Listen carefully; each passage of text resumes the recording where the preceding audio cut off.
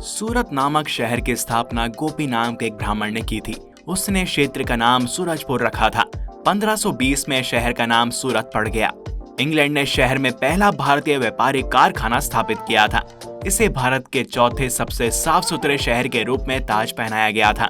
लगभग 60 लाख लोगों का घर सूरत दुनिया के सबसे तेजी से आगे बढ़ते हुए शहरों में से एक है। सूरत में कई भाषाएं बोली जाती हैं, जैसे कि गुजराती, तमिल, हिंदी, मारवाड़ी, सिंधी, मराठी, उड़िया और तेलुगु। लेकिन आज हम इस वीडियो में जानेंगे कि कैसे सूरत वर्ल्ड की डायमंड कैपिटल बन गया। लेकिन वीडियो में आगे बढ़ने से पहले अगर आप चैनल पर नए हैं तो इसको सब्सक्राइब कर लें और बेल आइकन को प्रेस करना ना भूलें। इससे आपको हमारे आने वाली वीडियोस के नोटिफिकेशंस मिलते रहेंगे। तो चलिए आगे बढ़ते हैं। सूरत एक ऐसी जगह है जहां पर वर्ल्ड के 90% डायमंड्स एक नई जिंदगी पाते हैं। यहां पर 100 साल से भी ज्यादा से डायमंड्स का ट्रेड चला आ रहा है। 24 बिलियन US$ से भी ज्यादा का ट्रेड एनुअली यहां पर होता है।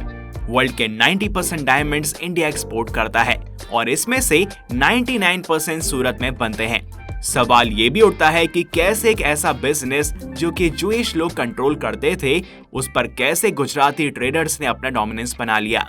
बात है ये सूरत की जर्नी की, जिसने उसे वर्ल्ड की डायमंड कैपिटल बना दिया। 1726 तक वर्ल्ड के most of the diamonds India से ही सप्लाई किए जाते थे। इंडिया वर्ल्ड के टॉप डायमंड एक्सपोर्टर्स में से एक था। इस समय पर सूरत का डायमंड से कुछ खास कनेक्शन नहीं था, वो सिर्फ क्लोथ्स के ट्रेड के लिए फेमस था। सन 1800 तक काफी कंट्रीज में डायमंड्स की माइनिंग शुरू कर दी गई। इनमें China, Canada, Brazil, Tanzania, Australia और साउथ अफ्रीका शामिल थे। इस मार्केट में डायमंड की सप्लाई भी बढ़ने लगी। गुजरात के जैन्स और काठियावाड़ीज ने एंटवर्प के डायमंड ट्रेड की जूइश मोनोपोली भी तोड़ दी थी। ब्रिटिशर्स और पोर्टुगीज ने सूरत को ऑलरेडी एक वाइटल ट्रेड रूट का हिस्सा बना लिया था।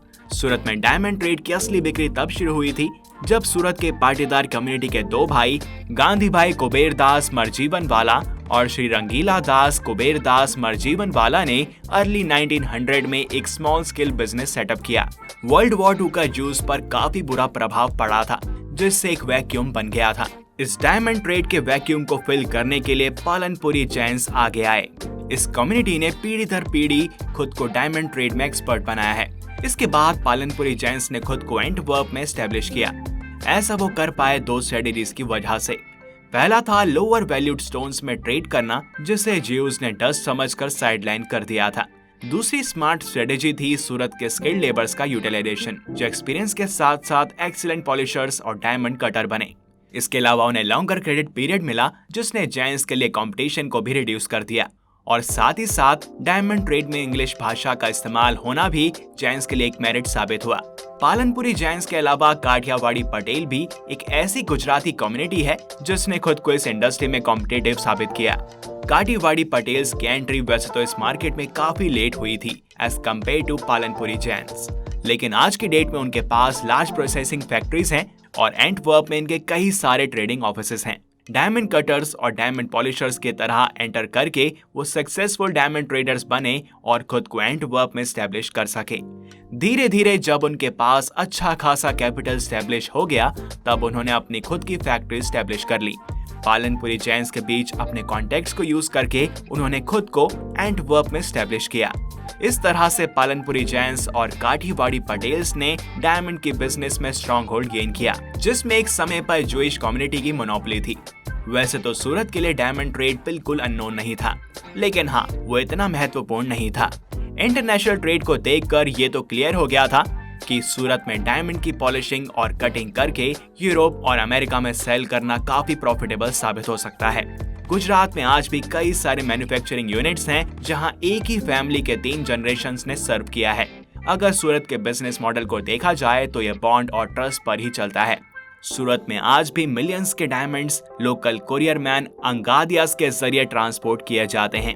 बिजनेस में आज भी प्रॉमिसरी नोट्स जैसे ओल्ड इनफॉर्मल तरीके से ऑपरेट किए जाते हैं, जिससे ट्रांजैक्शन मार्क होते हैं। इसके अलावा क्राफ्ट्समैनशिप और टेक्नोलॉजी विद ट्रेडिशन भी इसमें एक अहम भूमिका निभाता है। इसके साथ ही लेबर को अपस्किल करते हुए प्रिसीजन इक्विपमेंट डेवलप किए गए और साथ ही साथ सूरत के कारीगरों ने भी डायमंड इंडस्ट्री को शेप करने में एक इम्पोर्टेंट रोल अदा किया।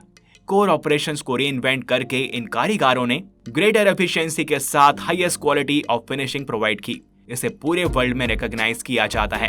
चीप लेबर और हाईली स्किल्ड वर्कफोर्स के कारण सूरत वर्ल्ड का डायमंड कैपिटल बन गया है। यहाँ से इंडिया द्वारा एक्सपोर्ट किए जाने वाले 99% डायमंड्स पॉलिश और कट किए जाते हैं। एक एस्टीमेट के अकॉर्डिंग 12 में से 11 वर्ल्ड वाइड डायमंड्स सूरत में ही कट और पॉलिश किए जाते हैं।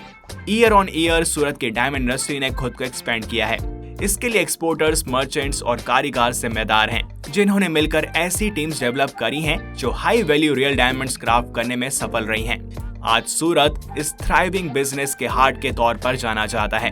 यहाँ का डायमंड बिजनेस का एनुअल टर्नओवर 24 बिलियन यूएसडी से ज्यादा का है। इस ह्यूज इंडस्ट्री में 7 लाख वर्कर्स काम करते हैं 6000 से ज्यादा पॉलिशिंग यूनिट्स में। ये वर्ल्ड के मोर देन 70% रफ डायमंड्स को प्रोसेस करते हैं। वैसे तो पूरे वर्ल्ड में रफ डायमंड्स सूरत ट्रेवल करके आते हैं, लेकिन पॉलिश होने के बाद इन्हें इंडिया के दूसरे सेंटर्स और कंट्रीज में भेज दिया जाता है। इस प्रोसेस के लिए 1970s से सारे पॉलिश डायमंड्स मुंबई ट्रांसपोर्ट किए जाते हैं। कई ट्रेडर्स अपने डायमंड्स को एम्प्लॉयज की मदद से डेली सूरत से मुंबई भेजते हैं, जिन्हें चाइना, यूएसए, हांगकांग और बैंकॉक के क्लाइंट्स को सेल किया जाता है। मुंबई में भारत डायमंड बोर्ड्स के एस्टेब्लिशमेंट ने इस काम को फर्दर फॉर्मल बना दिया है, लेकिन डायमंड ट्रेडर्स ने सूरत में सेल करने के लिए एक लोकल बोर्ड्स की डिमांड रखी गई है। इसको ध्यान में रखते हुए सूरत में एक 6.2 मिलियन स्क्वायर फीट का बोर्ड्स प्लान किया जा रहा है।